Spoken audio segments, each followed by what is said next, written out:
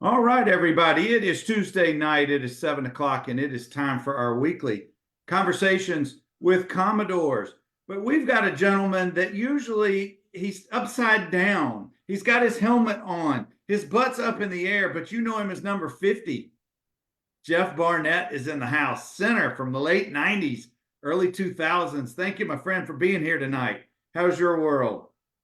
It's all good. Thank you. Quite the introduction. I was told that I had quite the receptive backside for the quarterbacks to get in there for the snap. So, Well, made a living off that. Well, that's how us quarterbacks are. We got to have the right guy at the right place to protect us, and we don't care what he looks like as long as he does the job. That's right.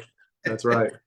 Well, let's just start right there. We'll get your backstory in a few minutes. How did you become a center? Start there. Let's go basic. That's funny. So my brother is about 6 years older than me, and he played on a Pop Warner team from. I grew up in Dallas, Texas. He had a team won the Pop Warner National Championship, and he was a center and a linebacker. And so I, looked up to him, and I kind of figured at a young age, I guess I'll be a center, and maybe I can, be better than him. So it was just one of those things. Kind of started playing in elementary school, and became the neighborhood center, if you will. Played Pop Warner football with my buddies that I ended up going to high school with, and was kind of always the center. And stuck with it, and kind of took a little bit of a meander we can get into, but ended up there at Vanderbilt as well. So it was kind of a lifelong journey for me there. Well, it's not because you're my guest Commodore tonight, but I have long held that your position, being center, and this is coming from a former quarterback, a center, it has the most responsibilities on the offense, as far as I'm concerned. And he's usually going to be the smartest guy on the offense as well. So take that for what it's worth. We'll give it to you as a compliment. OJ Fleming says to tell you hello. T Banks says to tell you hello. What's up, OJ? What's up, T Banks? Got to see you at the baseball field recently. Yeah, T said that your sons compete against each other. They have. My son's kind of out with an ACL injury from last fall. He'll be coming back here soon. But yeah, they've gotten to play, and I've seen T Banks around the baseball fields, Metro Atlanta, over the last few years. It's always good to see an old Commodore. Well, we certainly hope that your son makes a full recovery and gets back. Yeah, he'll be all right.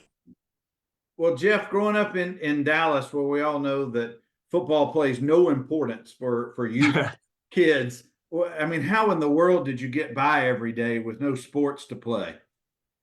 Yeah, it was, I think I started playing football when I was a first grader at like 6 years old, and we were strapping it up and butting heads. So that could explain a little bit of my idiosyncrasies later in life. But yeah, I mean, it was a religion growing up there. There was really no choice for a young man. You got in there and strapped it up and saw what happened and see if it sticks, and it did. And then you kind of get into Texas high school football, and there's other great states. I live in Georgia now. It's a great football state, but there's just a little bit something different about Texas. Well, I was going to say Texas has long been known for its great football, the facilities, the passion, and Friday Night Lights clearly was an example of or portrayal of that.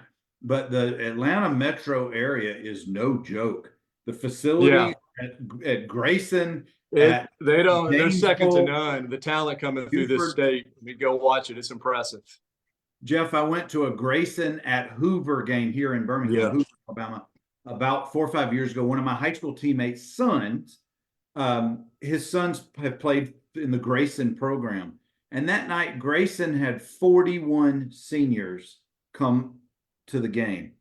That's unbelievable. I mean, you may be used to that in Dallas or you guys are now, but that's unbelievable. Yeah, I don't know. It's a little bit different these days. These teams are loaded, and Grayson is stocked up full with them. So, they're a powerhouse.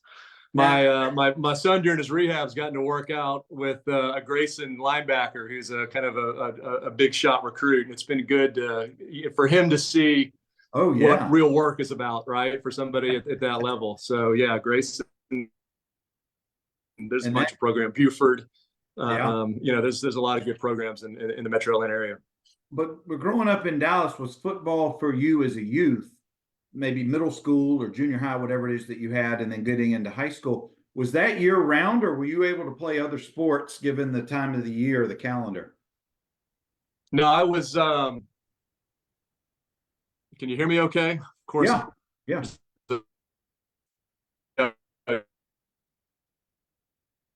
I, I played growing up. I played football, basketball, baseball. Me okay? Yeah, you're kind of going in it a little bit, but I heard you said you played football, basketball, baseball. Yeah, I stopped basketball probably after my freshman year, and I hung up the baseball cleats after my sophomore year when it was apparent that I had the frame probably to play football and needed to focus on getting a little bit stronger and gaining some weight. And was your high school program, was it one of the bigger in one of the bigger classes in Texas Yeah, we football? were a 5A program. We had a nice run for about 10, 15 years. Lake Highlands High School, Northeast Dallas. Mm-hmm. Ran the wishbone.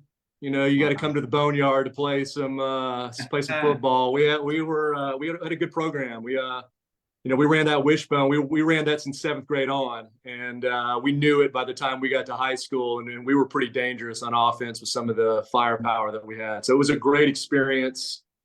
Standing room only type games. The news, helicopters flying in for number 3 versus number 8. Play Plano, right. Plano East, and so yeah, it was. I mean, if you didn't even do college and you had that experience by itself, it was a great football experience just through those years in Dallas at Lake Highlands. Well, I was going to say you compare that experience with T's been on the show. He's from Greensboro, Alabama, a real small community. There might be 500 people, 1,000 people if they're lucky in the stands for most games. So it's still every bit as passionate by the athletes and the coaches and those involved. It's just the sheer volume in Texas and the bigger cities is the That's right. difference. You may have had games, and tell me if I'm wrong here. You may have had high school games. The crowd size may have rivaled some of the home Vanderbilt games at some time. Not quite, Not quite. maybe we would get, I don't know, 15, 20,000 for a, state semifinal type of game at Texas Stadium. But, we probably played in some, games with in front of 8, 9,000 people on a kind of, get this high schools. And this was before, now they got some of these programs in Texas, they got these monster stadiums, right? So this is kind of before all that craziness ensued. But, they were pretty intense. They were fun. Well, tell me some of the guys who you graduated high school from. Where did they end up going to school? Did you have other players who graduated your year to end up playing in college around the country? Jeff, I think you've dropped out on me for just a second.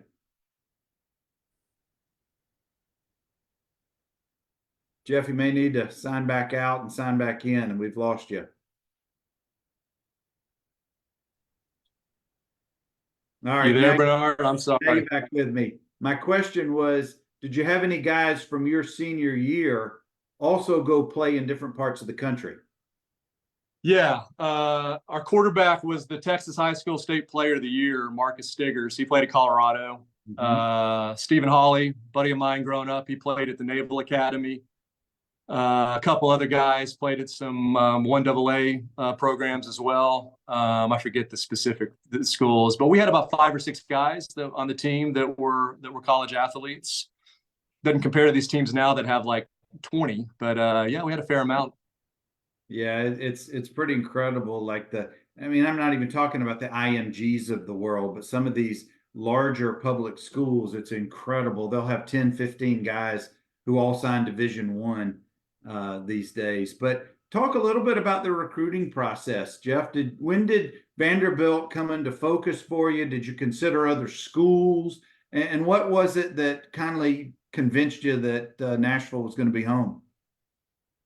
Yeah, so I was kind of a 6'3", 225, 235 center in a wishbone offense. So not your ideal size for an offensive lineman, a Division I lineman. I started getting recruited and kind of mail my junior year. I went to junior day with my uncle Jerry in Nashville, kind of checked it out, it registered well at that point. Was probably most recruited by SMU and Rice. Rice had Ken Hatfield was the coach down there, and they were running the wishbone back then. Texas Tech showed some interest, maybe Oregon for a little bit, but it was really Vanderbilt, SMU, and Rice. And Ron Aiken recruited me. He's a defensive line coach at the time. He came through spring football of, before my senior year. And I think he trained Eric Van, or I was training with a guy who also trained Eric Vance. And so word had kind of gotten to Aiken to come check us out. He started sending handwritten notes. I wasn't getting the form notes, and where you're getting the handwritten notes back then, that's who wants you. And kind of went from there. I mean, I was focused on the whole time of an academic opportunity more than anything else. That's what I wanted to get was, a great education. And, the Vanderbilt, Rice, and SMUs of the world, those were great opportunities. Didn't want to necessarily stay in Dallas, and maybe the social scene at Rice wasn't kind of my thing. And Vanderbilt had a kind of the mix of all worlds for me. Good academics, and SEC football and a great city. What year did you come to campus? My first year was in 1996. And who was the head coach of that year? Rod Dowhauer. Oh, so it was Dowhauer's first. Dowhauer for a year, and then Woody after that. And I know that Woody was the DC and then took over. And then I guess you had Woody the rest of your time. Had Woody the rest of the time, yeah, through 99. So yeah. And some of the talent, I know some of the guys who came in with your class, you really had some characters, we'll call it, including Elliot Carson, Todd Yoder, and some of those guys. And I know they're still buddies of yours. But what was, you come from this large Texas high school program, a lot of emphasis on the sport and the passion you're coming from. And a lot of people don't have your experience. A lot of them come from small towns where they're the big fish in the little bitty pond. But now we all get to Vanderbilt, and the athleticism, everybody is like us. We don't stand out like we did. But what was your experience when you showed up? I don't know if you came that summer or you didn't come. I did. Came that summer. We lived in a hellhole of an apartment. I think my mom was in tears. I blame who was I forget the GA, Eric, what's his last name? Somebody might ping it on there, but he set us up there. So we were there that summer, and you could definitely see there were guys who were bigger and faster. I was actually recruited at Vanderbilt as an athlete. So I showed up on campus as a defensive end, right? So again, 6'3", kind of skinnier. I could move, I had a good 40 time. Not that you're looking at for offensive linemen, but so I showed up and I was learning a new position. And so we were doing like pass pro, breakdown after a workout one afternoon, kind of getting busted on because I didn't know what the hell I was doing. I played center my whole life. So, that was kind of eye-opening, but I felt I could kind of mix it up. We got into camp, before my freshman year, 2-a-days, and things were kind of, going well, getting some reps, at least with the big boys on and kind of, finding my sea legs at defensive end. And then I think about a weekend, there's 3 centers on the roster. 2 of them got hurt in one practice. And I think I was the only other guy on the team who had any experience playing center. So they called me up, I think it was a nighttime, and said, hey, we've got people hurt. You're going to, in the morning, you're going to go take some reps at center so we can have practice. Did that. And they told me that after that practice, you're not going to be playing defensive end anymore. You're going to be at center. You need to start eating and gaining weight. So from there, it was an exercise, and it wasn't maybe a science-based process back in the late 90s on how you gain weight, maybe a little pizza and beer, but it was gain a lot of weight. And, I was able to mix it up though. It felt natural and I was kind of in the mix, and it was eye-opening, but also reassuring. I felt like I could mix it up with these guys. So you come in at 225. I think I showed up to campus probably at like 235, 240. Okay. But by the time the first game rolled around, had you gained weight, or did maybe 255? I mean, I think we played Notre Dame. It was like a 7. Yoder caught a touchdown that game. That's Todd's. That's the big touchdown that everybody. Yeah, I think we lost like 7-6 to everybody's favorite Heisman candidate, Ron Pallas. But yeah, so I was still like, I think I was, let's say 250 my freshman year. I mean, we can get into that. I got put in at a weird time by Dowhauer, but I was looked like a free safety playing center. Well, I was going to say, and how tall were your quarterbacks behind you? Who was quarterbacking at the This is time? Damian Allen, right? Yeah, So I was Damian, I said taller Damian than Charlie. Yeah, Damian. Damian Allen. But we probably weren't too far apart in our weight at that point. Now, who did you have a roommate freshman year? Yeah, it was Billy Miller. Billy went to Flower Mound High School, Flower Mound Marcus, excuse me. They beat us in the state semifinals. They smoked us. They were starting to run the early spread. It was like this shift, right? We were running the wishbone, and they were like early spread, and those guys could sling it. And so they beat us, and Billy and I hooked up. And Billy was a wide receiver, and so we were roommates actually the first 2 years at school on campus. Very good, very good. Well, you kind of got thrown into the fire pretty quickly. But what, if you recall, what was your welcome to the SEC moment?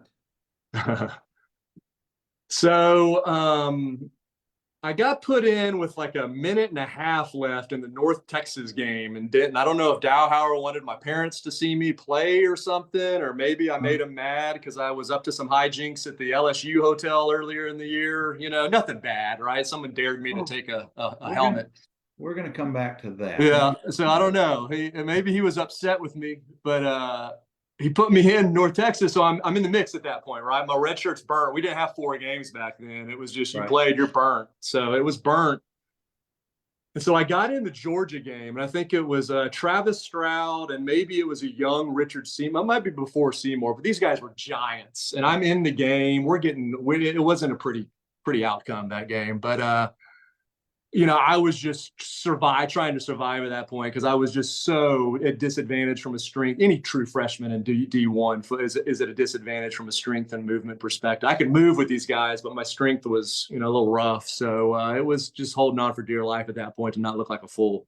I can only imagine your eyes were probably big as saucers. Yeah, I went to some scramble blocking techniques from the option to survive. And in the film the next day, I think Paul Dunn was our offensive line coach. He's like, Barnett, we don't teach this technique. And I was just like, Coach, I didn't have a choice. Sorry. No one teaches this technique, Coach. I'm just trying to. Yeah. Well, Jeff, we got a couple of folks. We got one of the beloved Keystone. I love him to death. Billy Smith is with us. And we got Jason Smith out of Birmingham is with us. Big Jason. He said, Billy said that the North Texas locker room looked like a high school dressing room. He said it did. I think it was worse than our locker room at Lake Highlands, but yeah. They've improved their facilities. No shade to our friends in North Texas. Yeah, no. They certainly have come a long way.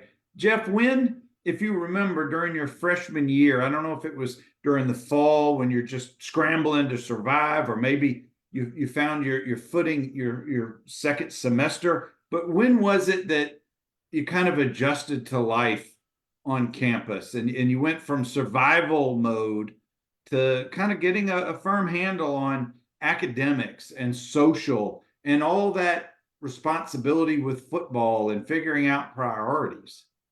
I would say it was probably that spring. I mean, the first semester is a blur. We had mandatory freshman study hall, like 6 a.m. You're kind of, trying to figure out your eating. And I wasn't trying to eat so much and studying. And, I was an econ major. So some of the course load was difficult. So you're just kind of trying to stay above water. So I think, spring semester, I was starting to gain weight at that point and able to do strength training, kind of feel like, all right, spring football, I think I can give this a go.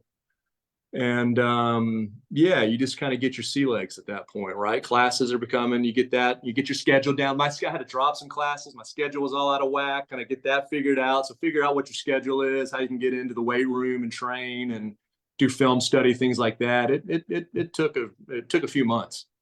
And were you one of those guys that did better academically during the season because you were so focused, or were your grades a little better in the spring when you just had less time to do football, more time to kind of focus? Probably better in the spring. I always took 12 hours during the football season, the minimum. And then you would max it a little bit more in the spring and then stick around for summer school and kind of attack my course credits that way. So yeah, I was a pretty good student in high school, and that first semester was a wake up call. It wasn't stellar by any stretch of the imagination, but I survived.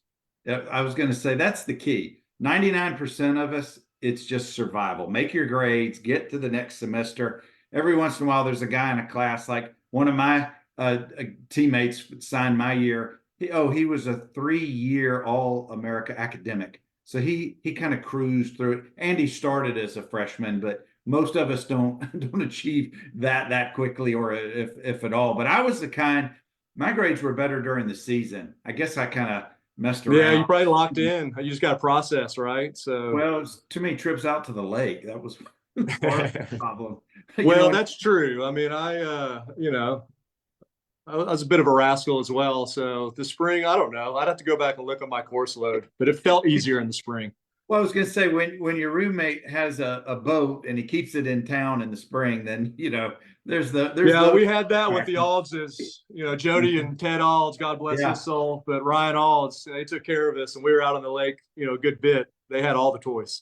Now, during the summer, at the end of your freshman year, did you stay on campus each summer, or did you come back to Texas, or what was your routine? Stayed on campus each summer, took Mhm. like Maymester and a semester of class, and then worked out. So we were there every summer. Maybe went home a couple weeks between, workouts wrapping up in 2 days just to see everybody. But I was up there every summer. I was going to say, I think that as the years have gone along, I think that's become more and more the norm. I went home between my freshman and sophomore summer, but then I never came back after that. I stayed in Nashville and took classes and worked out like everybody else. What was it about that freshman and maybe your sophomore, your first 2 years, Jeff, that just kind of convinced you that this was the right place for you? Maybe academically, socially, athletically, did it all kind of start coming together at that point, or were you still kind of a little bit in doubt that you don't know if No, I mean, that? the summer before, like our class, we had some tight bonds, and guys that I really got along with, people that you see today, and you just immediately pick back up on the conversation. There was kind of a natural link between a core of us. So that was always kind of a rock. There were some tough times. There were some frustrating times, obviously, on the football field and tough in Sure. school. But that group of guys, and they all know who I'm talking about. That was just there. I love those guys, right? And I think they made things that were just in it together. And so I think it's having that. There was never a concern about this isn't right for me or where do I go, because I had this group of guys that we were buddies with. And then academically things were going. I knew I was getting challenged. I knew if this was an opportunity of a lifetime, I'm going to stick it out. I'm going to get the degree from this university. This is going to be a life-changing opportunity. And then socially, I was in a fraternity. I don't know if they let football players in fraternities anymore, but I was in it and had some good buddies there, and it just all mixed. And it ended up meeting my wife, Claire. We met later it was a sophomore year, fall of my sophomore year. So, just kind of those, she was great. And it just kind of was all just kind of developed nicely. There wasn't really too much rocky patches of like, gee, I don't know if I belong here. I want to get back to Texas or anything like that.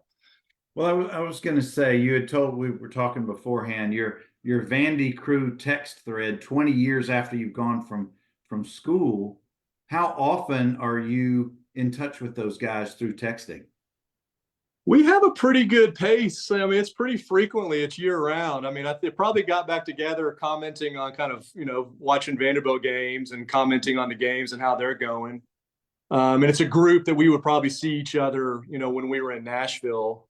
But now it's pretty regular. We get, making fun of each other, getting updates on some teammates. And just pretty regular, updates on kids' sports, things like that. It's pretty frequent little mix up of folks. Some people might roll their eyes at comments that others make, but it's all good. But they were doing that 20 years ago anyway. Oh yeah, especially Some for things me. hadn't changed. Yeah. Now everybody is either has a dad bod or they're fighting off the inevitability of it at some point. Guys, I've got Jeff Barnett, who played in the late 90s, early 2000s for Dow Howard and Coach Wood. He was the center and now is living in Atlanta and has two teenage kids and just kind of doing his thing. Jeff, I don't want to speed through that Vanderbilt experience, but I want you to tell us or share with us if you have any, whether it's practice or in the clubhouse, locker room, weight room, games. What are some of those core memories that we all take away from our time when we were at Vanderbilt? Even though I was at a different decade from you, and there are other, we are all these decades. We all have our own personal memories, but we also have a lot of shared common memories as well. But for you, what are some of those core memories that just kind of you reflect on sometimes that you're glad you went through the wars and did what you did? Yeah, I mean, anytime you have like early morning workouts in the spring, those are miserable, right? Of, just you always look back. I can see like, running sprints, and Matt Shuckman was a senior. This is my freshman year. We had a guy on our team as a tackle named Clay Condry. Mm-hmm. And I would all vividly remember this would be running sprint. Everybody's dying. And there was a song popular at the time called Hunger Strike. I'm going hungry. Right. And Matt Shuckman would be running and say, "I'm Clay Condry," and it's the whole team starts singing that, right? So just stupid stuff like that. For those who are around, they may laugh at that. I want to pause you. That's another reason why I love Matt, because that's one of my favorite songs. Chris Conley and Eddie Vedder singing That's together. right, man. You got to belt that out at any appropriate singing opportunity. But and then I think there's games. The Ole Miss game, my senior year in '99, we won in overtime. I think Elliott caught a screen pass to score in overtime or to tie it up. I got some good stories from that. But those moments, the Kentucky moment, we lost my senior year. We had them. We could have been bowl eligible. That stung. Mm-hmm. And it's just, I think, getting around campus with your friends, maybe some hijinks late at night, just laughs. But I look back on that time and really think of it more from the hardest part that I remember that I got upset about after the Tennessee game my last year it was the camaraderie of it all and just the friendship. Mm-hmm. And like, in the corporate world, they talk about team and all that stuff. And I've always kind of, it's never the same, right? There's just a shared kind of struggle and success with a group of guys. Some are really close friends. Some are acquaintances. You got 100 people in there. Yeah. But I think just having the benefit and the blessing to have those moments is a special thing for me, that, just the toil and the successes of just kind of memories that flash in my head. I think it's everything, right? It's that brotherhood. It's the shared experiences. Now, granted, in the corporate world, with you working at PriceWaterhouse, you don't smell the same with your coworkers as you did in the locker room with all your teammates. But I get the analogy, of course. But Jeff, going back to those days of 2-a-days or 3-a-days, those days feel like they will never end. They're 20 days. God, we got 9 more days till the first game or whatever it is. But when you really look back on it, and I know you've heard this many, many times, the days are long, but the years are short. They fly by. And can you believe it's been 20 plus years since you've been on campus as a student athlete? No, my knee and ankle joints might feel like that at times, but beyond that, it's flown by. It's crazy. I still feel like I'm in my mid-20s. I kind of act like that at times, but it doesn't. It's hard to believe. Yeah. Well, this is where we come to the part of the conversation where I always have to give a caveat, where I say, you've been out long enough, you've been away from campus long enough, and I've checked with our Tennessee lawyers in the group. The statute of limitations for anything you may or may not admit to in the next 5 minutes has long expired, even though we know that Claire may be watching and the kids may be watching later. Now is your opportunity to come clean about LSU or any other hijinks on campus you might want to share with us. I got a few hijinks. There's a couple. I mean, the LSU story, I'm a sucker for peer pressure. And I was a freshman trying to make an impression. And there was an LSU helmet sitting we were at a team hotel in Baton Rouge. There was they have pretty sweet helmets, right? So there was this helmet that was sitting on the check-in desk at the hotel lobby. And I don't know if it was like Jim Angriano or somebody was like, "Hey, Barnett, I'll bet you won't steal that helmet." I was like, you sure? I bet you I will steal the helmet. So we caught up this ruse. They went and talked to the front desk, and I went and untied. I had a security guard. I went and untied it, and I grabbed it, and I ran back to my room, put it in my bag. Everybody's laughing, right? It's a funny thing. So we get up the next morning, and I'm not playing at this point. And Saturday morning, they come in, and Dowhauer gets up in front of the room. And for those who know Dowhauer, he kind of has this, this look, and he's like, which one of you guys took a helmet from the lobby? Nobody raises their hand. And then like I go back to my room. We had team meeting, and I go back and I had put it in my bag, and it was gone from my bag, and I was like, oh boy, I'm toast. So I get called in on Monday morning to Dowhauer's office, and he looks at me and he says, Barnett, he goes, you a sports collector? So I was like, no, sir. So he let me off the hook. I didn't have to do stadium steps for that one. Did miss some one spring workout, and had to do the stadium steps and workout with cinder blocks, and was as sore as I've ever been in my life. And I never missed a workout. And then probably one of my favorite stories is we played Ole Miss my senior year. I'm not getting into my campus nighttime stories. This is a PG audience, so this would be football stories. But we do have my roommate was the holder. Billy Miller was the holder on extra point. John Markham, he's a guy in our text group. He was the kicker. Tight game. First down, we had like a slide protection on. I had to go pick up a blitzing linebacker. Second down, run play, physical. Third down, we fumble. I recover the fumble, so I'm really gassed at this point. It's hot. We're gonna kick a field goal to tie it up, and I'm getting nauseated, right? And so I get over the football to go, so now I throw up all over the football. And Billy puts his hand out for the snap, and I snap it back there, and there's just vomit spinning off the football as it goes back to Billy. He catches it. Markham kicked the field goal, so it didn't mess us up, but that would have been quite the Vanderbilt moment if vomit from the center had made us lose the game. I was going to say, what did you hear from Billy or from Markham about that? I think Billy wasn't happy with me, but he was a good holder. He had sweet hands. He might have been a little slow, but he had really good hands. Look, he put it down, and we knocked it through. We won that game, baby. That throw up was good luck. Well, it may help with the stick, but anyway, I was a holder as well. I could not imagine a ball coming back like that. Yeah, it was quite a mess. OJ says perpetual motion was the worst. All right, one of y'all gonna have to explain. Maybe I missed it. I think OJ, is he talking about the workouts when we get in trouble for missing something? Maybe he'll comment in just a second. Jeff, one of our punishments was carrying, depending on what your weight was, either a 45-pound or a 25-pound weight above your head and running around the stadium. Yeah. I mean, just like the cinder blocks, man. We had to do the stadium steps. Thank God that Vanderbilt Stadium was smaller than others. But could you imagine? We were holding cinder blocks, and I think that's maybe what OJ's talking about. It was like they crushed you. It was not good. I mean, could you imagine running at Jerry World or University of Michigan or any of those big stadiums? No, I don't know that I would have made it.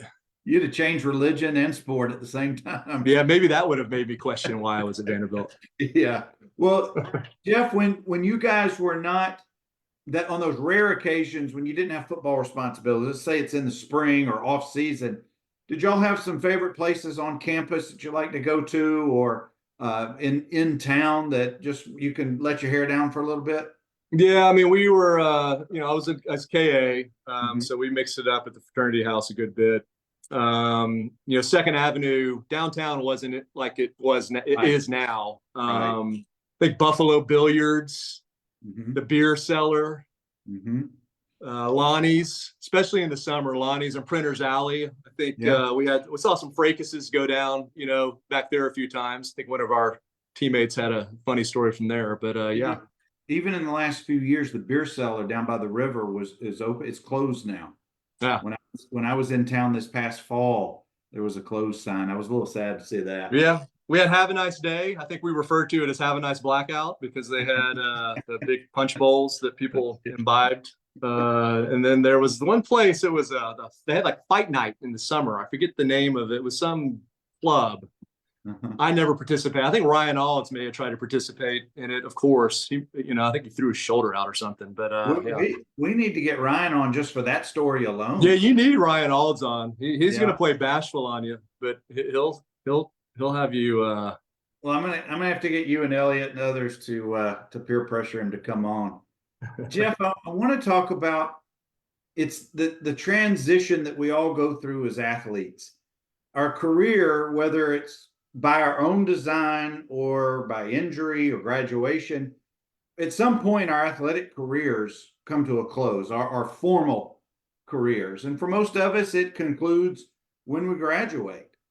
Did you have any aspirations beyond Vanderbilt to play on any level of pro ball, or did you know that when the season ended your senior year, that was going to be it, and it was going to be time to pivot to the next station in life? I was pretty sure at that time. I mean, I'd started for 3 years. I was fortunate to be on the All SEC team. My senior year, so I could play. I was undersized. I was the smallest center in the SEC. And like as a kid, I never really thought about playing in the NFL. It was always go play college and get a scholarship and get a degree. So there was maybe some inkling about maybe trying to go for it, but I had my mind pretty much made up that was it. And yeah, it was kind of an interesting transition to the working world. Well, it's kind of, if you can remember, take us to the last game. Well, I don't know if it was Tennessee or Wake Forest. Tennessee, Nat Neyland Stadium. Yeah. When did it hit you? When did it kind of come? Sat down in the locker room and just kind of your adrenaline goes from you, and just started crying. I mean, basically, head in your hand, just kind of break down in tears. And it wasn't a football. It was just like, I'm not going to have this. Just being in the locker room. So it was quick tears. I mean, there's a lot to be thankful for, but it was pretty heavy, and I think it may be heavy again once you get out and again into the working world. But it was, it kind of hit pretty clear at that point. You start seeing yourself, your life flash before your eyes type of stuff. You see yourself as a little kid and all that stuff, in that moment.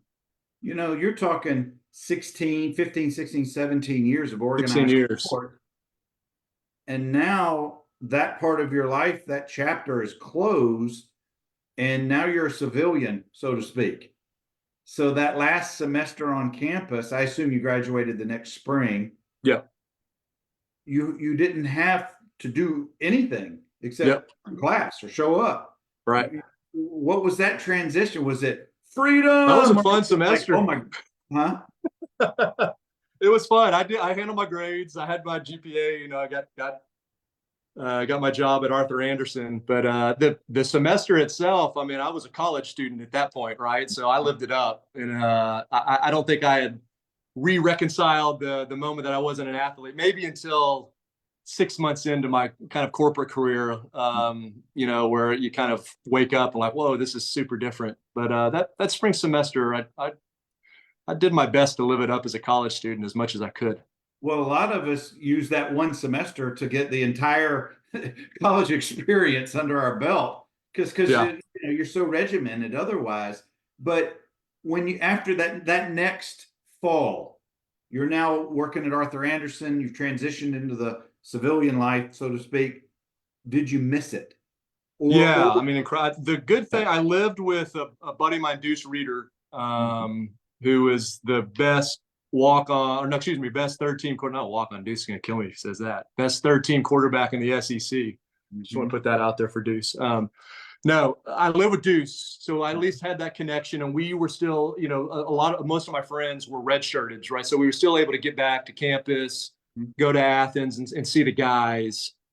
But I think like the holiday season of my first year out, and you're in the corporate world and you're trying to kind of you're competing. I'm very competitive, so I'm now competing in a different environment.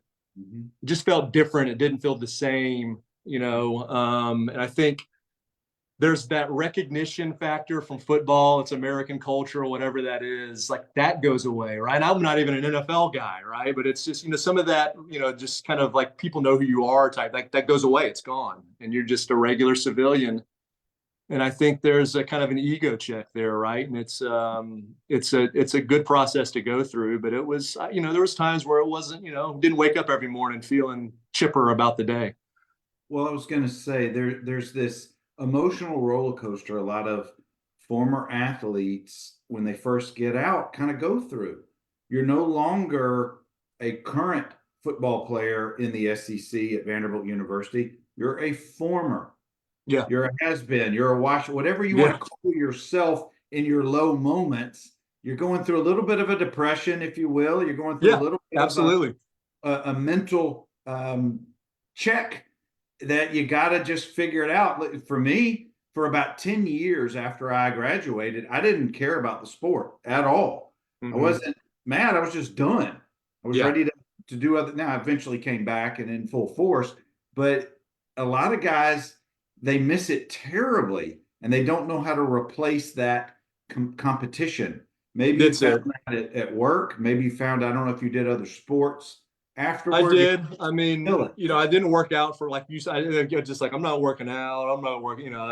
That's I'm never working out again. That changed. But I think work grew on me, and I work with some great people. I've been at PwC for 22 years, and people that I cherish their relationships as well, because we've been through the ringer. We got a lot on us in what we do.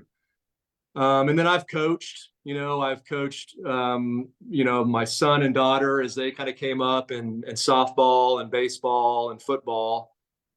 And that's been good. And I coached a Pee Wee team. Shout out to the Pee Wee Cowboys, Murphy Candler, and then no kids this last year. And that was one of the more rewarding experiences I've had kind of post football and kind of a sports context. And my vision was kind of wider. My kid wasn't out there, and so I think finding avenues for competition and football, I did it for so long, it's kind of second nature, and I think I can communicate it okay. I'm not trying to say I'm the greatest coach or anything like that, but it's fun. It's super cool to see other kids, like, you can tell them to do something, take a step or put their hand this way, and it works. And that's kind of I think, give me that what is it? I can't do saying, my wife's gonna laugh at me, right? But it's give it scratch what itches, or whatever the saying is. My wife's dying right now because I always butcher these things. I'm sure.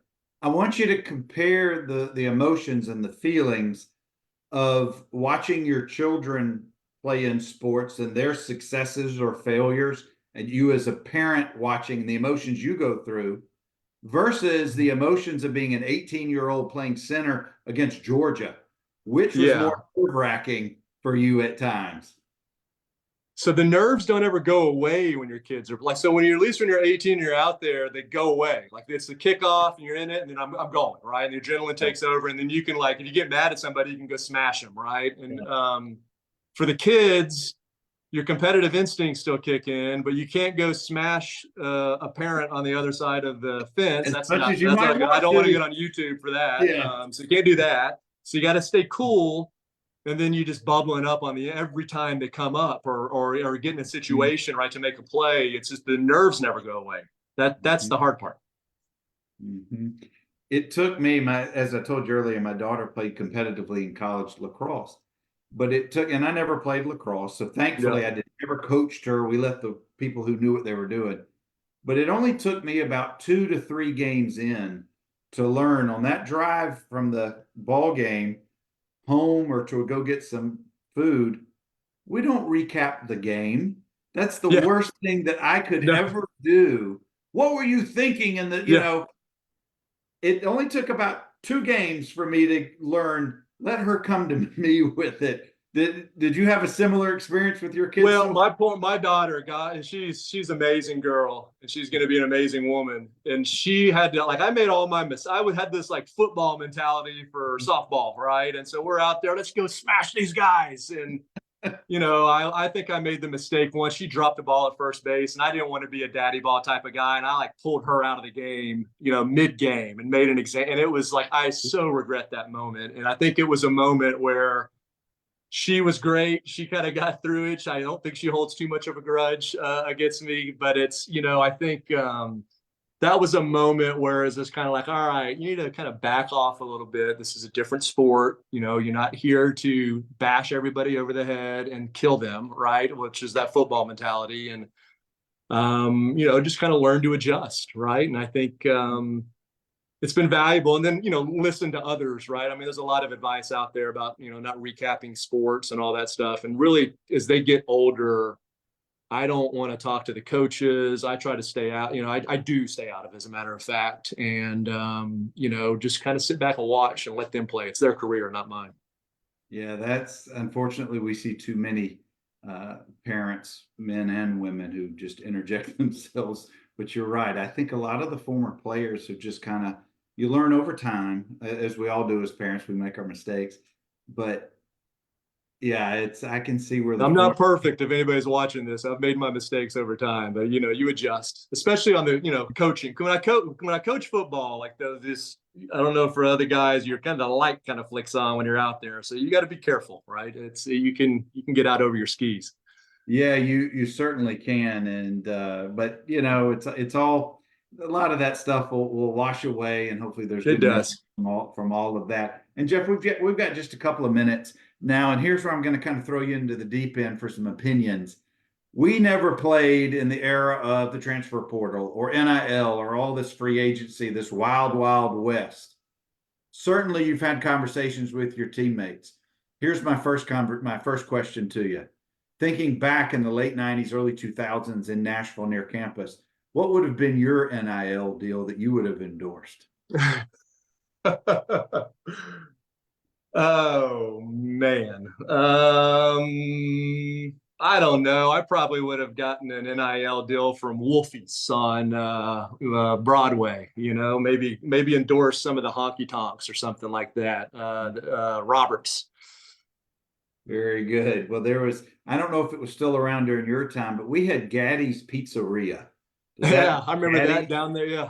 On Sundays, because we had no on-campus Huh. places to eat, they give us these food coupons or certificates, and you'd go eat all this nasty, as much as you wanted to consume, pizza at Gaddy's. So I thankfully, it's a lot better for the kids now. But man, that was Yeah, so you gross. sprung a memory. I probably would have been endorsed by Domino's. I think I should probably be on their platinum level Yeah. list. I ate a lot of pizza. 757 was a student discount for your checks for those There you stores. go. Well, there was a White Castle up on out on Belle Yeah. Meade that it was like a 2.5 mile, and the order you'd come back with like 300 you Hmm. call ahead, so many guys on the floor. Yeah, But it, we had a $60 order at Taco Bell once with about 5 guys in the car. That was amazing. They were coming out that's to look at impressive. us. That's Yeah. impressive. But the transfer portal Yeah. back then, if you transferred within the SEC, you had to sit out 2 years. You transferred Yep. outside the conference, it was 1 year. Nothing like 3 teams in 4 years, or some Right. guys playing all over the place. Are you for all of this, or are you think that there needs to be more control and limited somehow? Well, I don't think there should be both the transfer portal and I'd like to see one or the other. Mhm. I more, I think you know, I think I understand the argument around the likeness and kind of the money in the game being so much more and the opportunities and kind of money that should come down to the players. The transfer portal with the money, to me, the NCAA football is becoming it's an NFL stepping stone at this point for, you know, how many guys are going to make the NFL out of that group, 2%. And I think what our culture and I think what our focus is like we're not focused on the education anymore. And like those are the opportunities. Like getting a degree from Vanderbilt University changed my life. I mean, I got my job because I had that on my degree, right? And I continue had that name on my resume, and that's lost. And I think that's what I worry about is I think there's opportunities from people of all backgrounds. Their life can be changed at all of these universities. They're all good universities and they all have talented people teaching them. And that's just, it's gone, right? There's these Yeah. crazy majors and that's what I don't like about it. So I don't know if you can fix it, but that's what gets me. You know, you're the fourth in the last, I think, 6 or 7 weeks who have stated during their respective conversations that it was because they were at Vanderbilt and the networks or the name associated with their school that allowed them to transition to their first jobs and maybe their careers. Jeff Owen, a teammate of mine, went through the internship program at Dollar General. 30 years later, he retires as their CEO. So it's individual stories like yours, like Jeff's, like others, that I'm hoping the current players or the recruits who come to campus or considering it will see the benefit of the Vanderbilt degree. And I Yeah. guess I'm just kind of on my platform a little bit, but it Yeah, just well, a few $100,000 isn't going to change your life, right? Or whatever. Even a million or so, right? You still got a long life to live, and there's but opportunities that a degree will get you. So, that unfortunately as a that's not tax guy, you got to pay taxes on those dollars too, and you're in an taxes. income Oh, bracket that's taxes. pretty heavy at that point. That's right. That's right. Well, Jeff, I could keep you here for the next hour with whatever stories you may or may not want to share this evening. We may come back and have a Patreon discussion behind a paywall that will let There you you tell go. those stories. But I want to thank Claire for sharing you with us this evening, and so thank you for telling your story tonight. Yeah, well, thank you for doing this, Bernard, and sacrificing your time. This is a great service for the Vanderbilt community, and it was a pleasure to do this. Well, thank you. And as I say, it's a labor of love for me. I get to meet Commodores from all decades, make new friends, and just learn more about the oral history of our program. Stick around for just a second, Jeff, while I sign off. I got some other things to share with you. Guys, keep coming back. We've got more Commodores all the way through the summer. I'm working on some of the guys in the NFL. Hopefully will join us later this summer.